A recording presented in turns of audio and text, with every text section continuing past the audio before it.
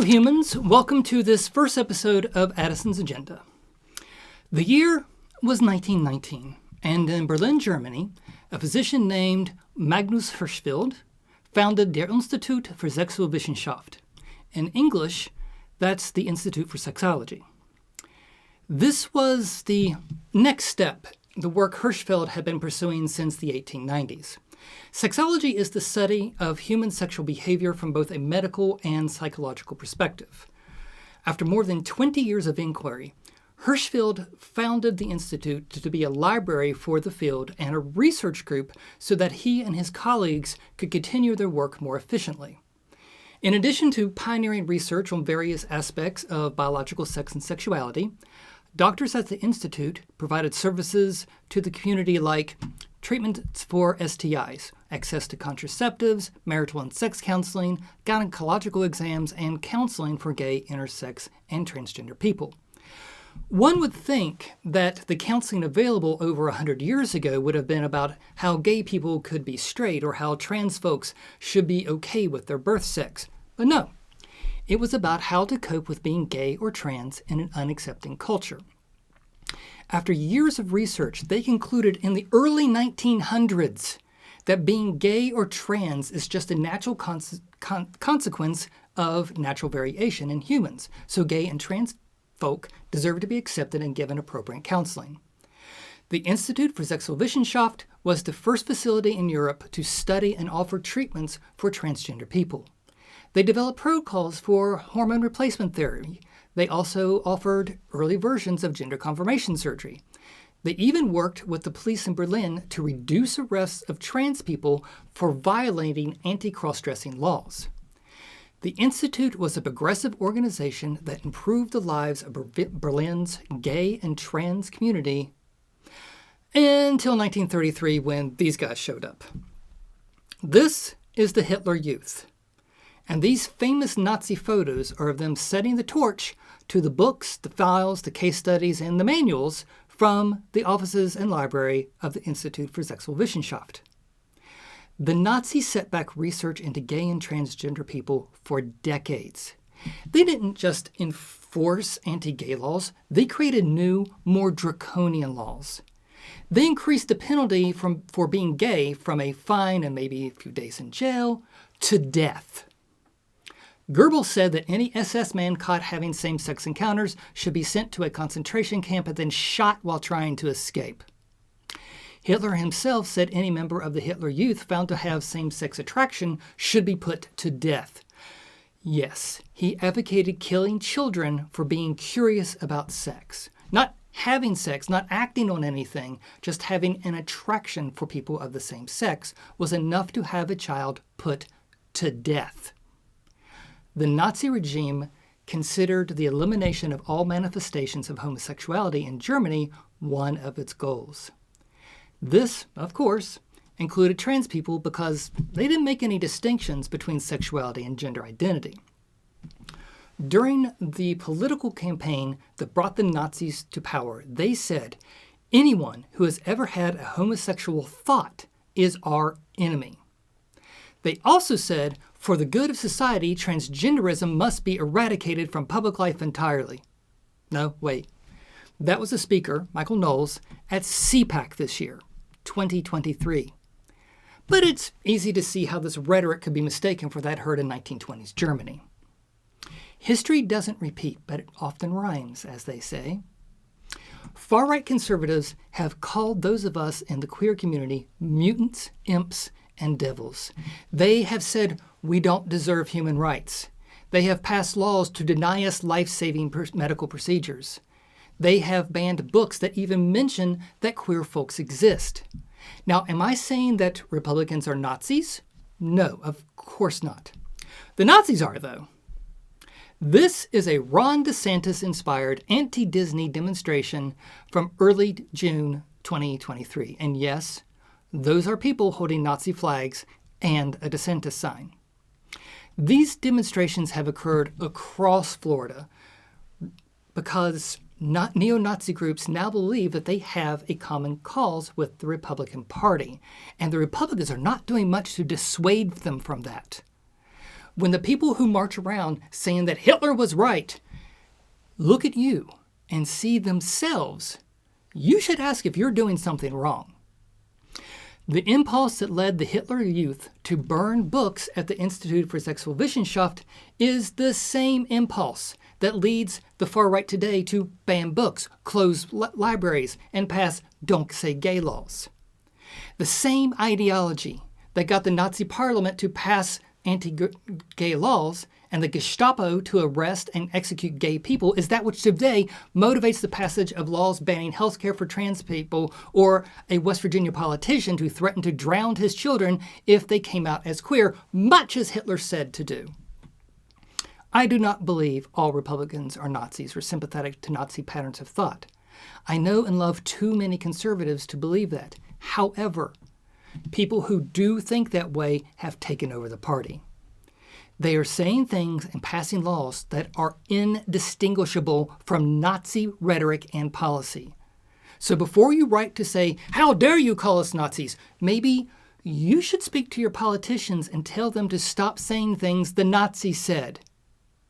If you're putting forth the same rhetoric and policies as the Nazis, then what makes you think you're better than them? The reason I'm going into this history is because I want to address one of the stupidest things I have seen on the internet. It seems some people believe that the Nazis created trans people. These people leave rude comments on stories by or about trans people and usually say something like, "If it weren't for the Nazis, you people wouldn't exist," or "You owe a lot to the Nazis." I'm sure you can find other examples. It would be one thing if they said we were acting like Nazis or had Nazi-like tendencies, but no, they are saying things that make one believe that they really think that trans people are some kind of experiment unleashed on the world by the Third Reich. The idea that the Nazis created or helped trans people in any way is ahistorical and, at best, shows a complete ignorance of Nazi philosophy, and at worst, is active misinformation. Okay, let's take a break here to hear from a sponsor, which at this point is just me. Thanks for watching my channel. Please click like, share, and subscribe, and check out my other titles. Have a question for any show? Send it to questions@addisonsagenda.com. On my website, addisonsagenda.com, you can learn about booking me to speak at your event and much more. All money made from speaking, videos, or through a GoFundMe goes to help with the medical bills my kid and I have due to hypermobile Ehlers-Danlos Syndrome. The link to the GoFundMe is below, as is a link to the Ehlers-Danlos Society, where you can learn more about EDS. So let's make this segment way more positive than the last. The backlash against the LGBTQ+ backlash seems to have begun. You've probably seen the stories about the LGBTQ+ backlash. Right-wing nuts, because anyone who threatens violence over this stuff has to be nuts, have threatened Target employees because of the Pride section that they have had in stores for over a decade. They have boycotted Bud Light because Anheuser-Busch InBev realized that trans people drink beer. They were not advocating for trans people. Don't let either side push that idea. Anheuser-Busch InBev spends a lot of money supporting anti-queer politicians and causes. They saw that Dylan Mulvaney has 10.8 million followers on TikTok, and they wanted to cash in on that audience. So they sent a single trans influencer a single commemorative can so that they can do just that. But that was enough to drive the wingnuts even crazier, so they started their boycott. Both of these companies responded badly. Target removed a lot of the Pride collection to appease the wingnuts and hopefully protect their employees. Of course, it didn't. They are still boycotting and making up some really silly stuff. Bud Light suspended a couple people in their marketing department, which became Bud Light fires entire marketing department in right-wing circles because accuracy is never needed there. The CEO of Anheuser-Busch InBev for the U.S., Brandon Whitworth, also put out a statement that was seen by both the wingnuts and the queer community to be ambiguous, saying that the company never intended to be part of a discussion that divides people. Because his statement was so wishy-washy, everything Bud Light's makers did to appease the righties just pissed them off, and also the queer community. And now gay bars around the country, and especially in Chicago, refuse to stock Bud Light. So yeah, the company was as weak as the beer they make, and playing both sides blew up in their faces. Personally, I will never drink Bud Light again. Then again, I never drank another one after the first one I had. It's horrible. How do people drink that stuff? It tastes like spoiled water. How do you make how do you spoil? Moving on. The Florida legislature continues to pass anti-LGBTQ plus laws. Much of the approval of those Nazis from the first segment, while saying some of the most hate-filled, insane things. In a small town of Connersville, Indiana, the wingnuts have stalked and harassed a pride event organizer to the point that he is considering leaving the state, and I really hope he doesn't. So, yeah, there's still plenty of crap going on against the LGBTQ plus community. But here's the thing. For all these negative examples, many more positive examples are starting to pile up.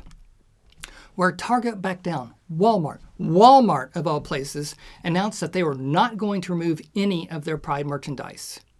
Miller Lite, long a supporter of LGBTQ plus folks, released a new queer-themed commercial, and when wingnuts called for the boycott of them, Molson Coors said, and I paraphrase here, "You may not like our ads, but we are who we are." The results? In the period that Bud Light sales fell 17.2%, Miller Lite sales rose 19.1%. In response to Florida, Indiana, and other states passing anti-trans laws, 19 states have announced that they will become safe places for trans people and others. Some are looking to convey refugee status and provide assistance to those who have to flee from attacks by far-right state governments. And the courts are striking down many of those laws as unconstitutional. There is a mass exodus beginning in Florida, and it's not just LGBTQ and BIPOC folks. There are straight white people who have decided to get out because of the tenor of DeSantis' policies. Businesses are leaving or choosing not to move there. There are students who are refusing to go to college in the state even if they have a full ride because DeSantis' policies guarantee that they cannot get a complete education at a Florida college. The people who founded the hate group in Indiana that harassed the Pride organizers are themselves being harassed, which is wrong. Nobody should be harassed. But it does point out how just a few years ago, people could start hate campaigns like theirs, and no one have said anything other than, go get them. Today, you start a hate campaign, and you get a hate campaign. So maybe everybody should just stop with the hate campaigns. Speaking of small-town pride celebrations, in Michigan, after the Ottawa County Commission shut down the county's DEI department and cut off funds for local pride celebrations, people in the little town of Grand Haven had a pride event based around an inclusive outdoor church service. They expected maybe 200 to 500 people to show up. Instead, they got over 4,000. It was a way for the people in Ottawa and surrounding counties to show that the county commission that they were not going to be forced back into the closet. So yes, we will continue to see headlines about right-wing nuts harassing people, passing laws meant to punish people for being queer, and saying the most ridiculous lies in the media. However, we will also see examples of people, and not just queer people, pushing back against right-wing shenanigans. The people who are the loudest and most vicious agitators to make our lives hell are actually a small minority in the U.S. According to a survey by GLAAD, 91% of non-LGBTQ people agree that we should have the freedom to live our lives and not be discriminated against. 66% believe that GOP anti-LGBTQ legislation will increase discrimination, and 70% believe companies should publicly support and include queer folks. Target. 75% are against GOP book bans, and only 40% of Floridians support the Don't Say Gay bill. That number is considerably lower in other states. Conservative state legislatures keep passing anti-LGBTQ plus laws, and conservative courts keep pointing out that those laws are unconstitutional. The anti-LGBTQ LGBTQ backlash is real, but the backlash to the backlash is also real and getting stronger. So while things may look bleak for the queer community right now, things will get better as far-right policies are exposed for what they are. That's the end of my time. Thanks for watching. Be sure to hit like, subscribe, and hit the little bell to make sure you're informed of all new episodes when they're released. Thanks again. Peace and long life.